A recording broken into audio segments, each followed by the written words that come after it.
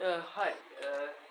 ඔන්න ගොඩ දවසක් පස්සේ ඔලිම්පියාඩ් ගානක් කියලා හිතුවා ෂෝට් වීඩියෝ ඔලිම්පියාඩ් මැච් එකේ 9 වෙනි ගාන. ඒකට මේ වෙනකොට ගණන් 8ක් කරලා තියෙනවා.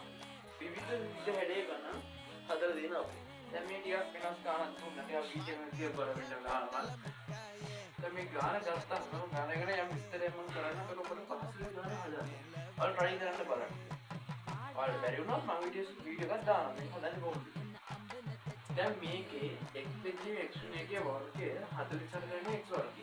මේකේ x කියන්නේ හොයන්න තියෙන්නේ. එතකොට තමයි ඔලිම්පියාඩ් එක කරන ඔලවැයට ඔල ඔලිම්පියාඩ් මැච් කියන්නේ ඔල අයි සඳහන් කරන ඔල එකේ තියෙන්නේ. දැන් මේක පොඩි පහසු ගානක්. ඒක කල්පනා කරලා පුළුවන් හදන්න. මෙච්චරයි සරලයෙන් කියන්නේ ගාන හදනකොට ගානට බහින්න ඕන විදියක් තියෙනවා. යක් හදාගන්න බැරිව නමුත් try කරලා බලන්න.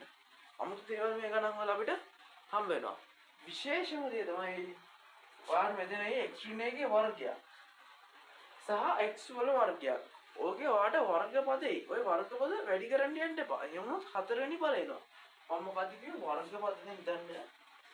මේ තියෙන p වර්ගයට p වෙන 4. සමාන p දැන එකේ වර්ගයේ යට p දැන 1. දෙපැත්තෙන් වැඩි කරොත් p වර්ග මෙහා දෙපැත්තෙන් වැඩි කරාම p ධන 1 වර්ගය. උලක් නේ. දැන් මෙතන p ධන 1 වැඩි වෙන්න p වල 4 වෙනි පදෙ ඉන්නේ. දැන් මේ වගේ තැන් වල 5 වෙනි පදයක් හැදෙනවා. මෙතන 4 වෙනි පදයක් හැදෙනවා. එහෙම සුළු කරන්න එපා කියලා තියෙනවා. පැහැදිලිද?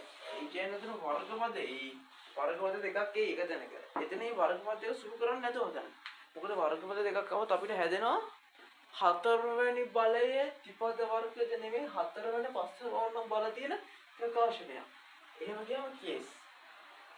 ඒකෙන්ද ටිකක් කල්පනා කරලා ඔය ගාන හදලා මට x ට උත්තරේ දාන්න බලන්න. x ට උත්තර දෙකක් එන්න පුළුවන්.